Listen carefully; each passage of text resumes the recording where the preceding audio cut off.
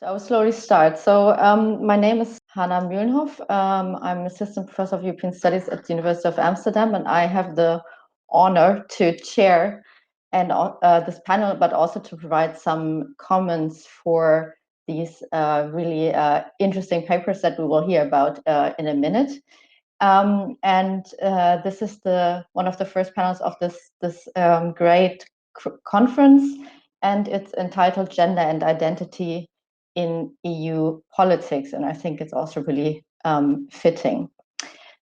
Just a few words about how this will work, especially also for our audience that I welcome very much, and I hope we will hear from you in the discussion.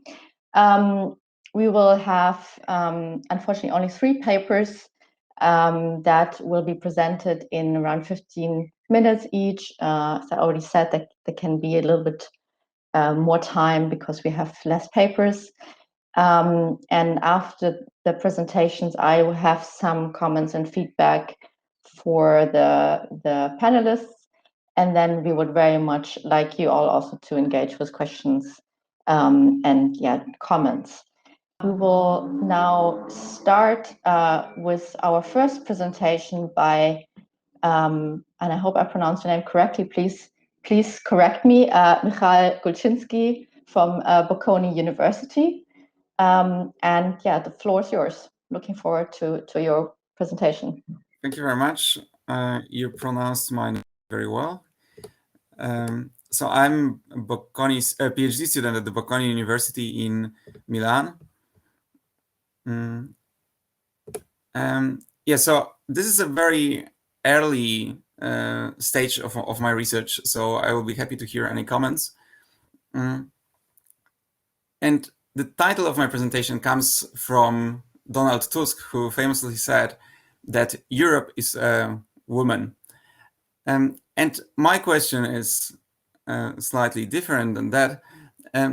Namely, I ask, what does Europe say about men? And precisely here, I mean by Europe, the European Commission. Many scholars have already identified that there is some link between anti-gender and Eurosceptic attitudes, both among people, among voters, and among political parties. So those 2 attitudes are more and more often linked. There are numerous papers, some of which you see on the left side, but I wanted to share with you also the most explicit example of this link. You see a poster of a former MEP and candidate to the European Parliament who used a slogan for his campaign, "My mission in the European Parliament, against feminists, in defense of true women." And this is how he visualized this defense of true women. So you can say that this is an attitude, that he's a far right or radical right Eurosceptic politician. So he is going to the European Parliament to fight against feminists or against the current vision of gender equality that we associate with Europe and the European Union. The goals of my research are 2. The first one is to quantify gender mainstreaming. I want to show that this is really something that became very prominent in the communication of the European Commission, and therefore it may be associated with the European Union by the population or by other politicians. And secondly, I asked the question in the title, how does the Commission talk about men? So can it be that particularly men, and we know that in many countries men vote more for far-right and Eurosceptic parties, can it be that they are somehow touched by this communication of the Commission? And for this purpose, I use 2 sources of data. The first one is a full data set of all press releases since 1985 issued by the European Commission.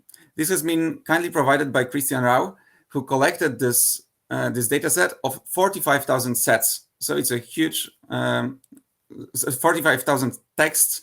So it's a huge data set. And the second source are 2 gender equality strategies. The first one from 1982 and the last one from 2020. In further stages of my research, I quite naturally want to look on all gender equality strategies that have been issued in between. I apply a mixed methods approach. For the large set of press releases, I use natural language processing. So I write a code to quantify what is in the text, and to in order not to need to read all the press releases.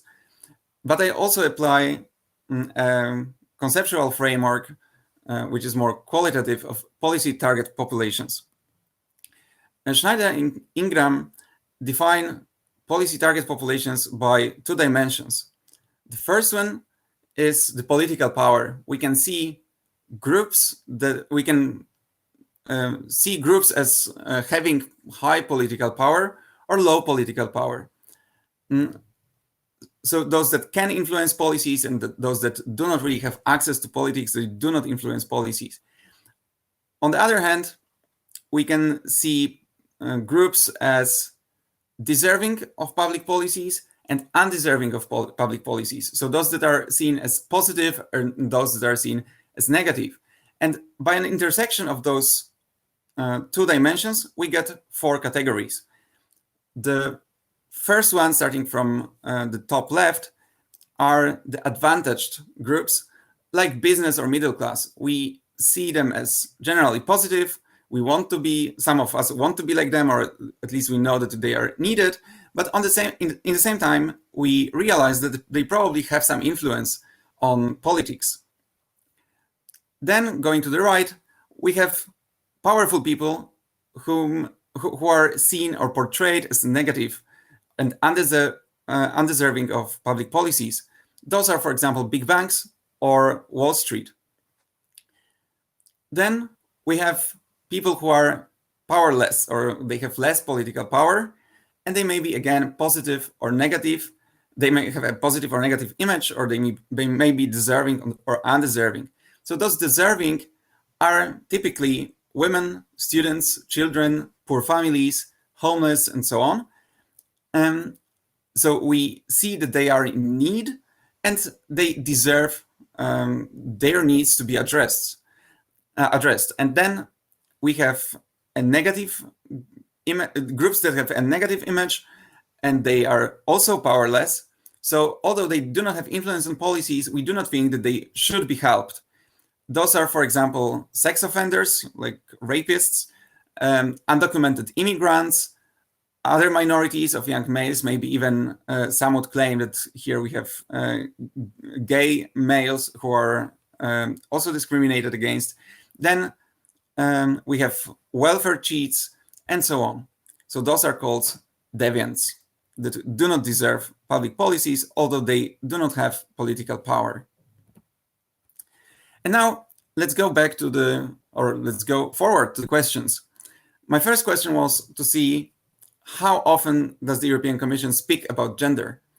And those are yearly shares of press releases that mention words like gender, women in plural and singular, so woman, women,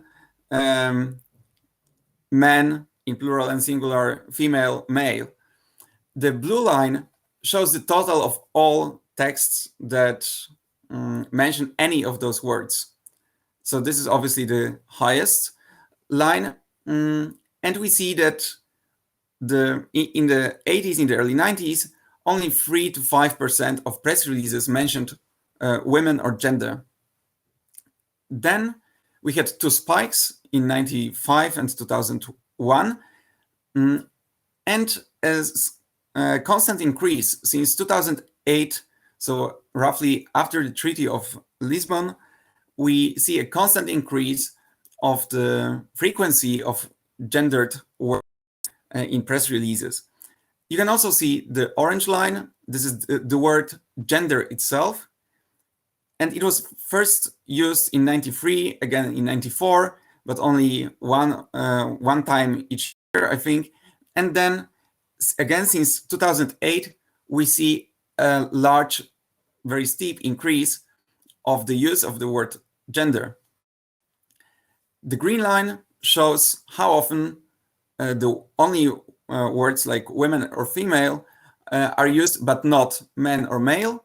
And the red line is the opposite. And here, this is quite important.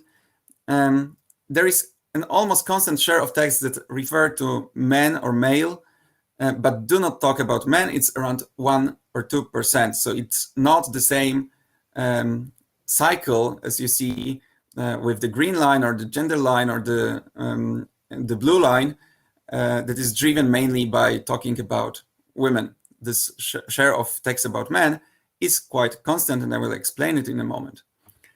I also looked at topics to discover when the Commission speaks about men, women, or gender.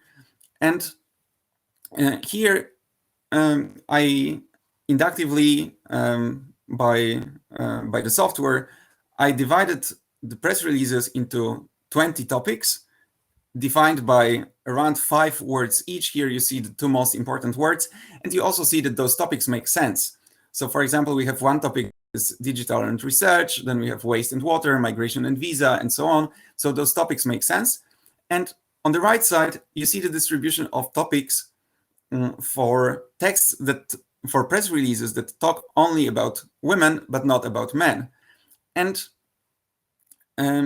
you see that the highest distribution of topics, of such topics, is for humanitarian and refugee, and regional, and Africa and disaster. So those are generally, roughly speaking, migration topics and humanitarian topics, so foreign aid and so on. For all other topics, this is so all other texts are almost equally distributed, maybe with the exception of merger and competition, where women are probably less likely to be mentioned, and directive and court. I also did it for all the other categories of press releases that I defined by other words, men and gender and so on. There is more equal distribution, so there are no spikes. There is no big difference between those texts and other texts. I also looked at those groups to see most frequent co-occurring words. So I took the subsample of press releases that use the word gender and looked what are the most frequent words in those texts.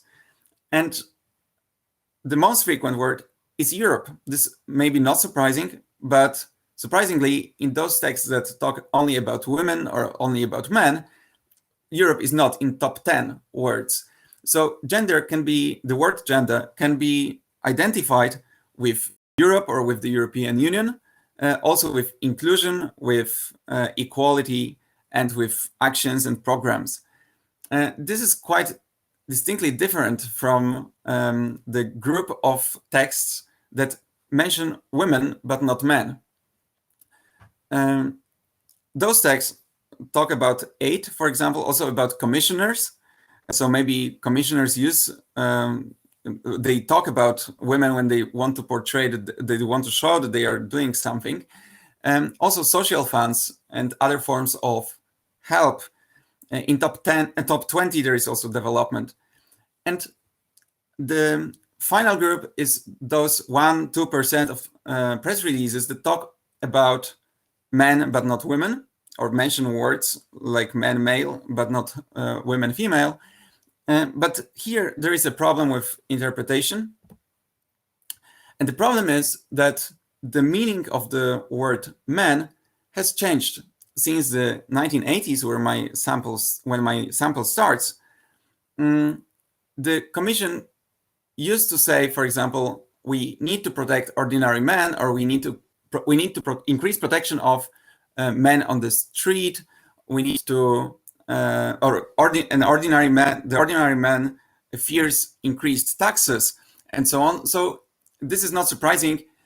Man was seen as a default human.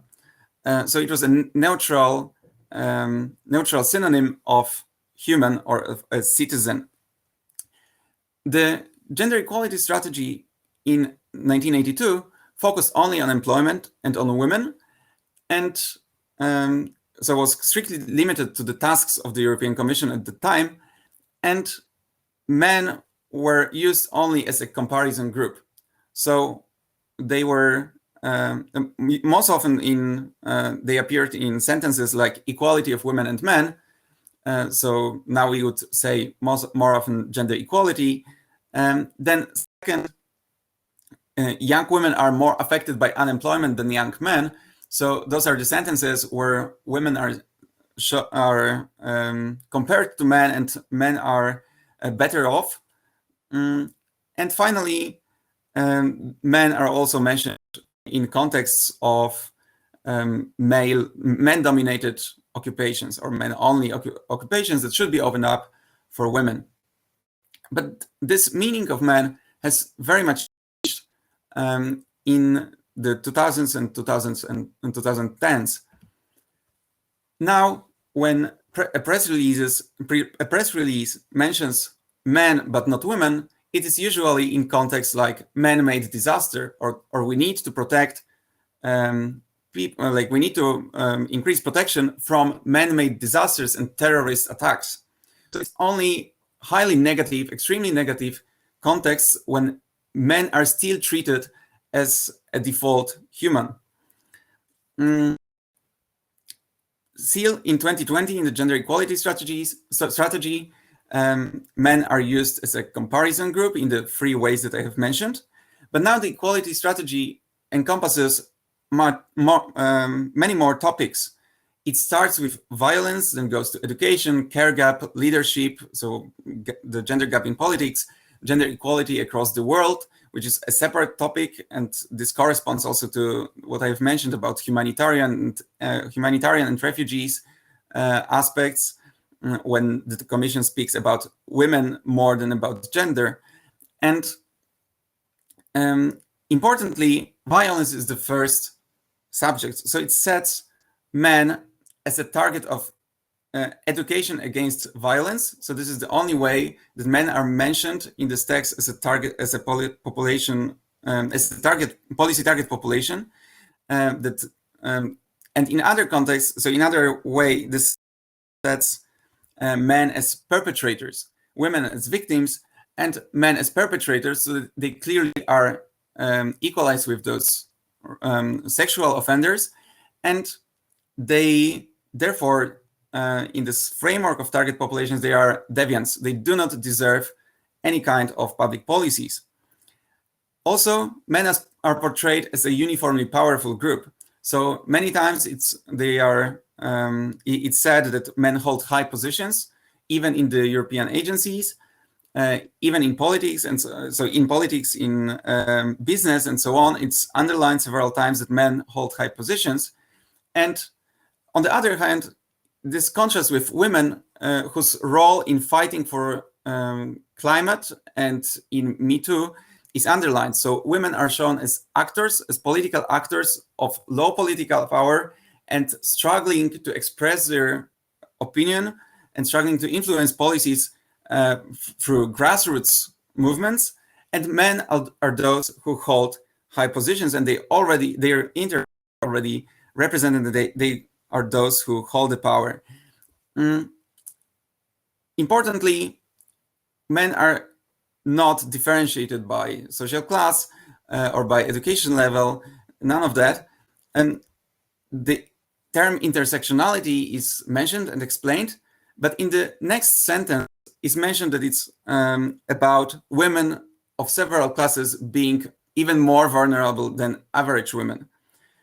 So intersectionality clearly, by definition here, doesn't work for men. There can be no group of men that would not hold political power. That would be seen as dependents, those that need to be helped through gender equality policies. So shortly, what are the consequences? First, I hypothesize, but this is not what the paper is about, that this backlash against gender and Europe, this combined backlash, can be driven at least partially by this supply factor, by how the European Commission talks about men and how it frames its gender equality policies, and how often it equalizes gender equality or this gender equality agenda and women empowerment agenda with Europe. As you have seen, Europe is most often connected to the word gender. Also, men can be stripped of any kind of policies. They are not seen as addressees, potential target population of gender equality policies. And here I have a few quotes from the last gender equality strategy.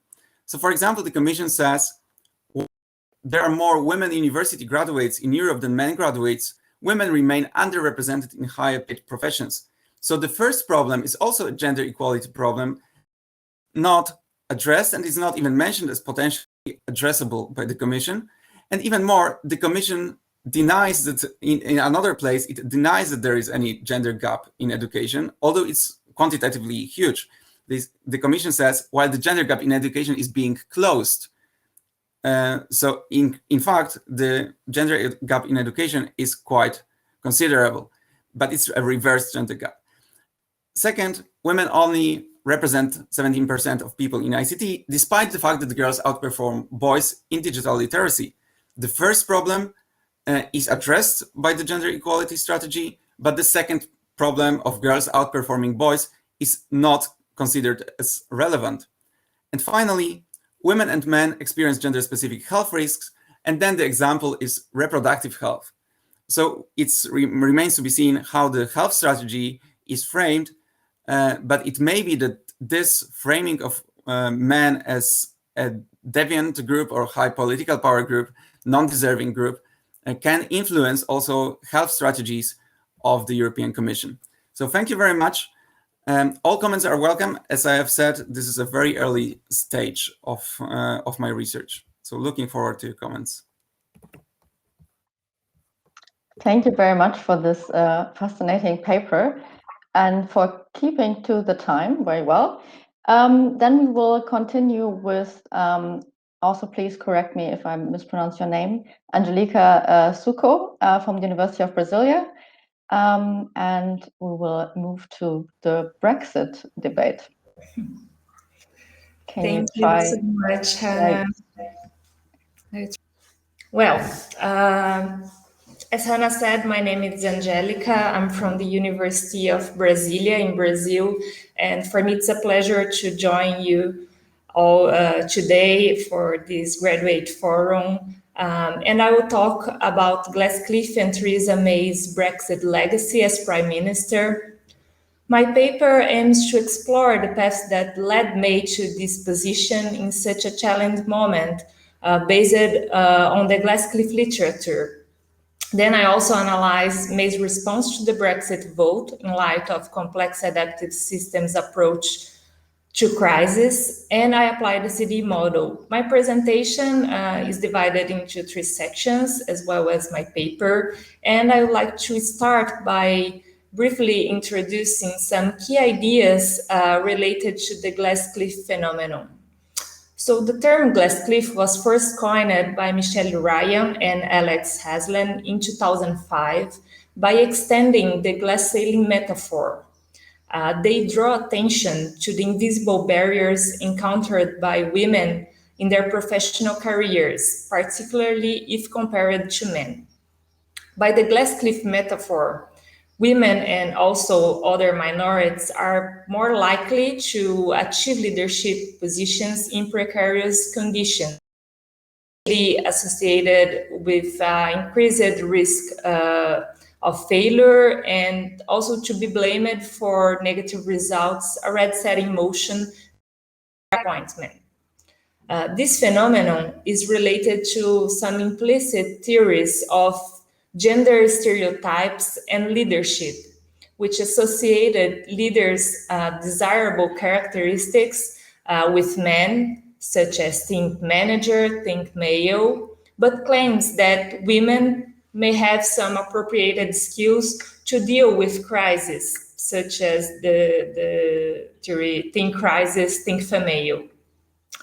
Another explanation suggests that due to the lack of opportunities for their career progress, women are more inclined to accept risky positions than men. And some previous researches have shown evidence of glass cliff trends in business, law, and politics. My paper focused on the political dimension, and in the second session of my article, I explore how Theresa May became Prime Minister. Following the outcome of the 2016 British referendum, David Cameron, the then Prime Minister, resigned, and Boris Johnson withdrew his candidature from the Conservative Party internal election. So at that moment, we saw two major major political figures in the UK walking away in such a challenging moment for the country. Theresa May and the two women who put themselves forward to the race were favorites both in the first and in the second rounds of the Conservative Party internal elections. These results could suggest a glass cliff trend, as these women are more likely to achieve the UK high political position in such a precarious condition, when the country and also their own party were divided between Remainers and Leavers, and no clear plan to Brexit was already outlined. Theresa May was officially pointed out as Prime Minister after Lidstone withdrew her candidature due to a contentious statement about motherhood. In an interview, Andrea said that she would be a better Prime Minister because as a mother, she had a real stake in the UK future. Well, Theresa May doesn't have children. And according to Nicholas Allen, May's appointment may be explained by three main factors. The first one is parliamentary arithmetic. Since the majority of the Conservative MPs supported remaining in the EU, they would prefer a Remainer as Prime Minister like May. The second factor is May's successful campaign as the unit's candidate, because she promptly recognized the outcome of the referendum despite her low-profile support for the EU membership. And thirdly, May's reputation as a safe pair of hands due to her longevity in the public service, particularly as Home Secretary. This last factor, so May's reputation as a safe pair of hands, could also be related to the gender stereotypical theory, think crisis, think female, as, for example, thinking that May had the skills to deal with such a big crisis like Brexit. At that time, as there was no defined path to carry Brexit on, May had to establish what leaving the EU really means for the UK.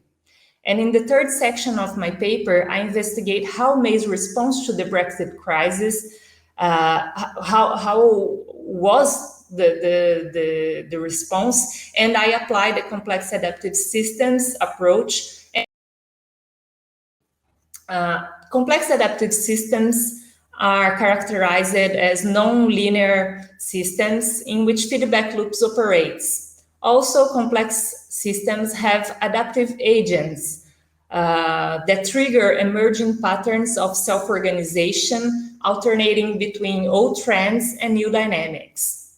The CD model, as this figure shows, was elaborated by Glenda Yoang, and the CD model identifies three fundamental conditions for self-organizing complex adaptive systems. The first one, containers, bound the system and hold the system together. The second, the significant difference between the actors, says that some possibilities of tension and change within the system may arise from these differences between the actors.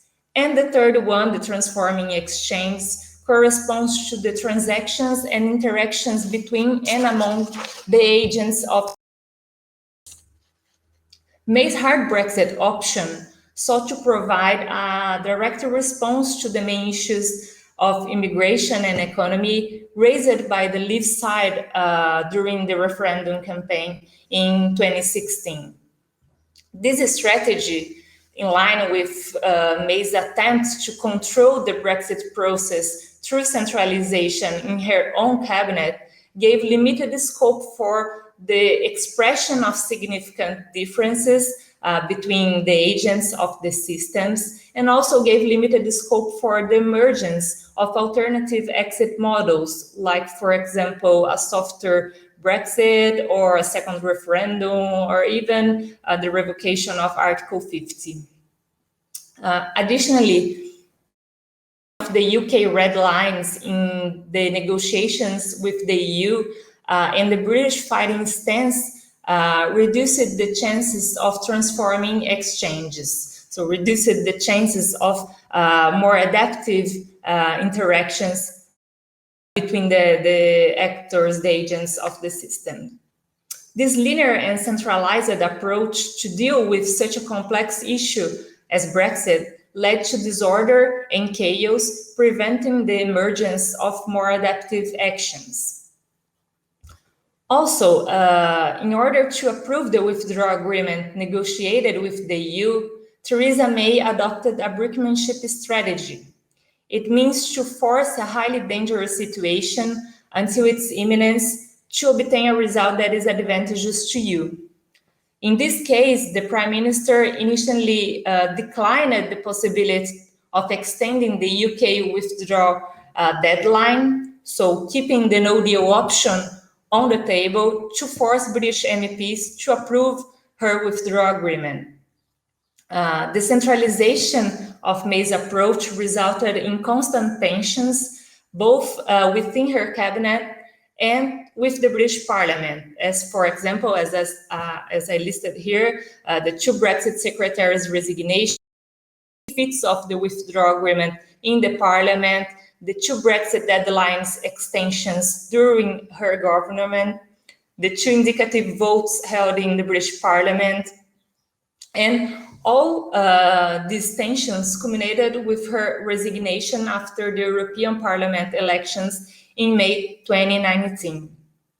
Then, the Conservative internal process to replace Theresa May was characterized by a return to male dominance, with both women candidates being eliminated in the first round.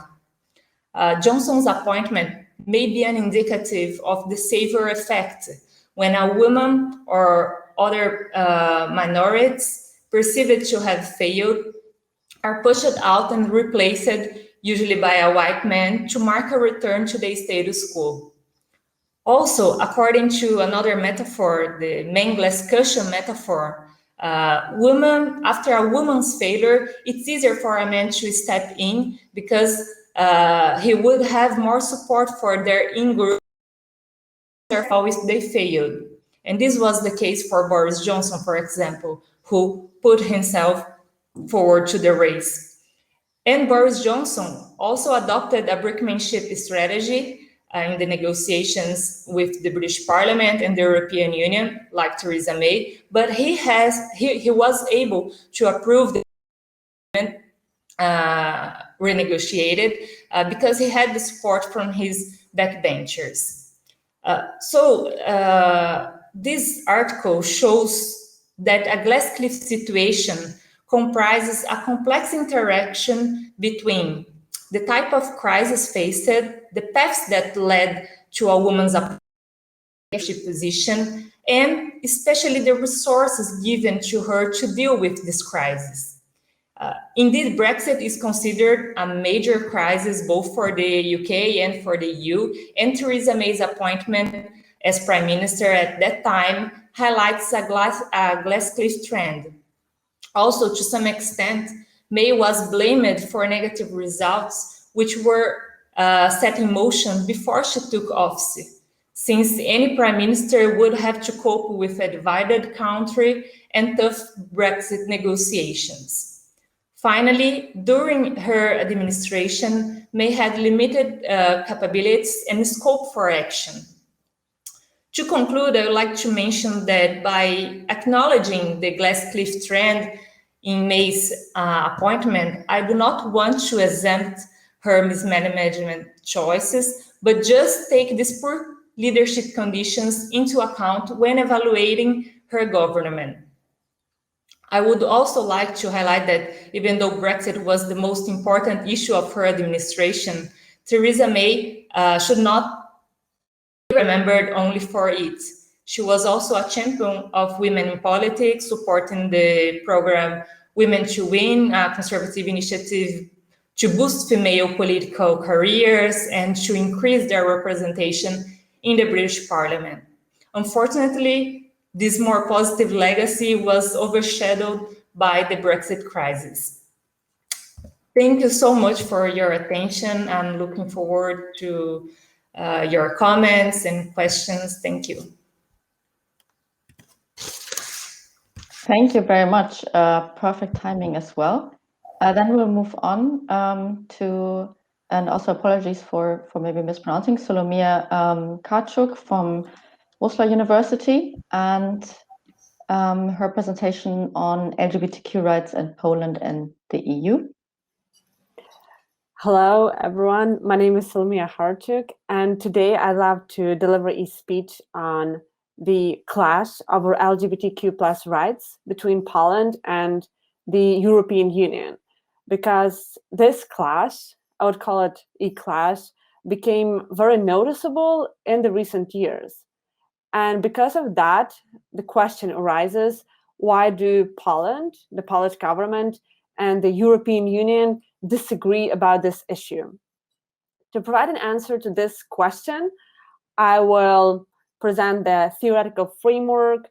After that, I will present the context, which means the EU policies regarding this issue and the situation of LGBTQ plus community in Poland. After that, I will present the Polish government's approach to this issue. And finally, I will present the EU's approach to the issue of LGBTQ plus rights. And I want to begin with the social constructivism, which is the approach to social reality, which I used in my research.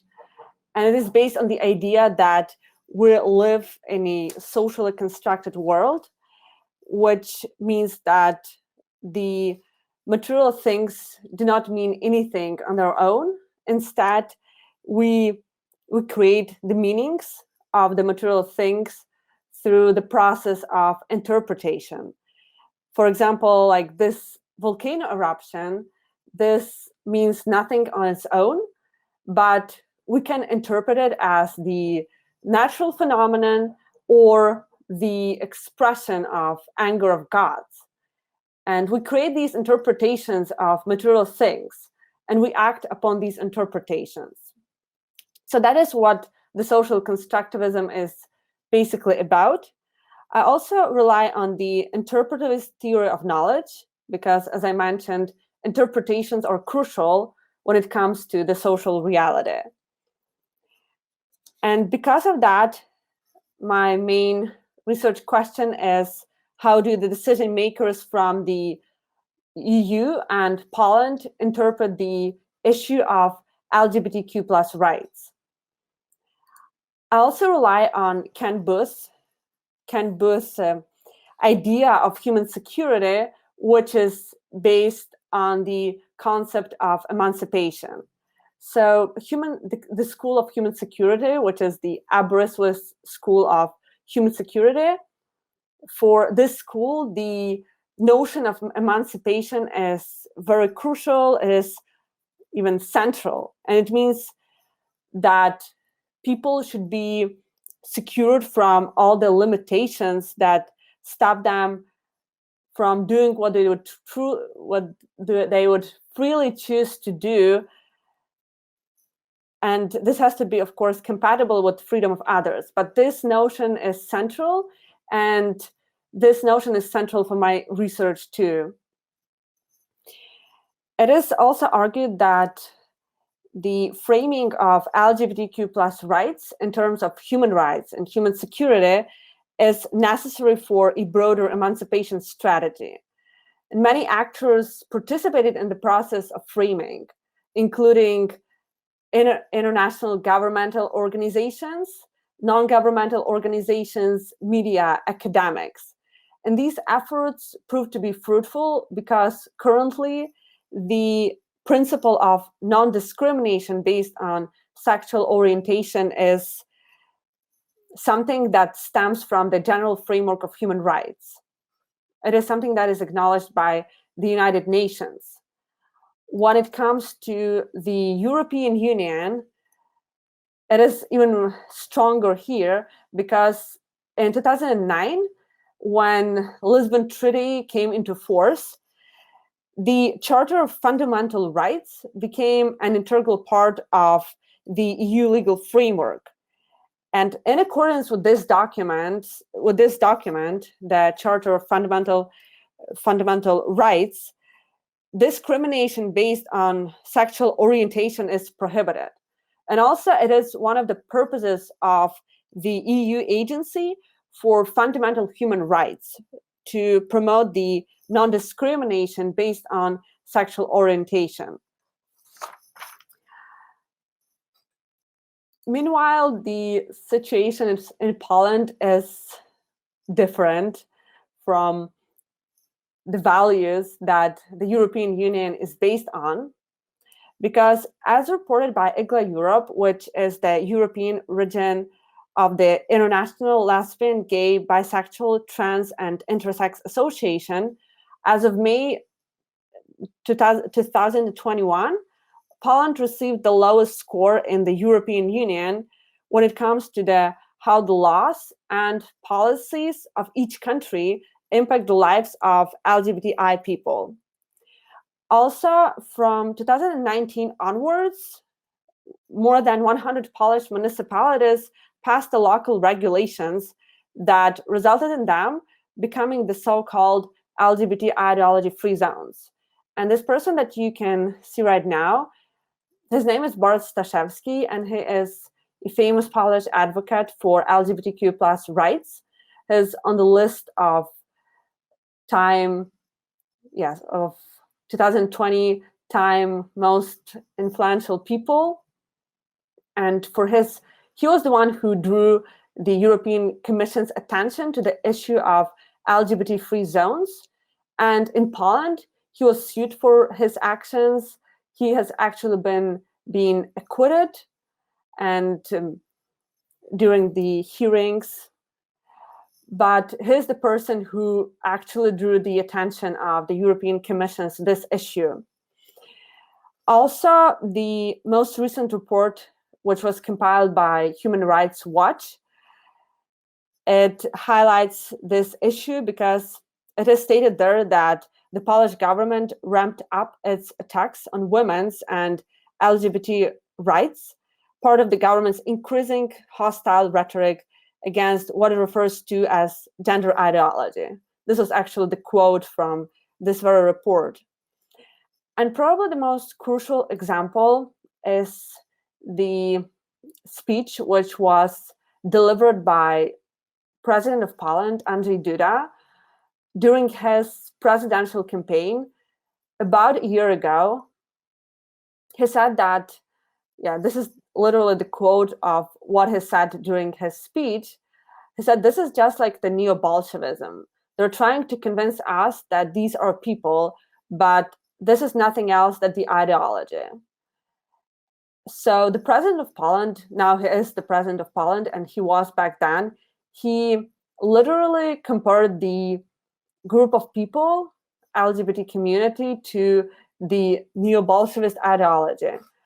But the speech of the current Minister of Education is something that draws even more attention, because it was also about a year ago, he was not the Minister for Education back then, but he said the words which are really hard to pronounce for someone who believes in the idea of human rights, because he said that we should protect us from the LGBT ideology, and we should stop listening this nonsense about some human rights, about some equality.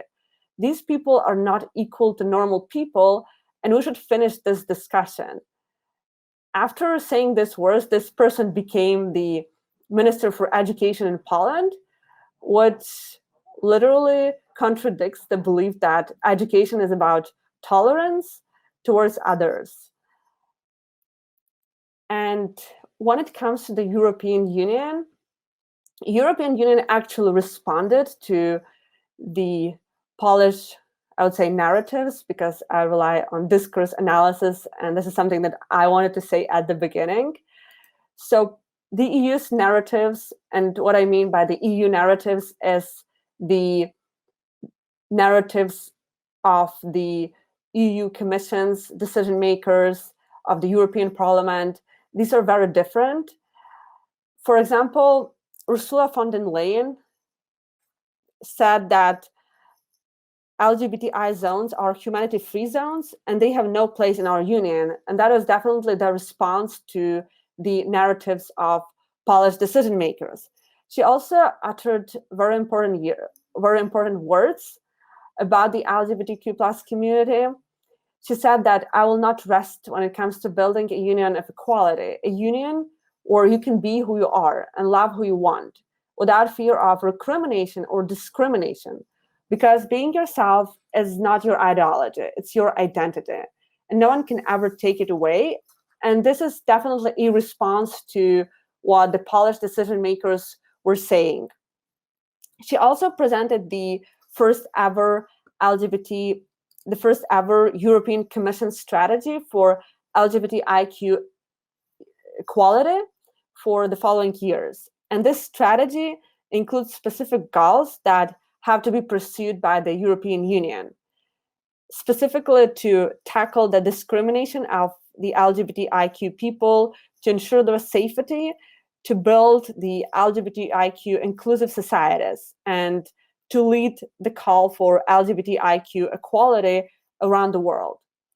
Also, in March 2021, the European Parliament passed a symbolic resolution which declares that the whole European Union became an LGBTIQ freedom zone.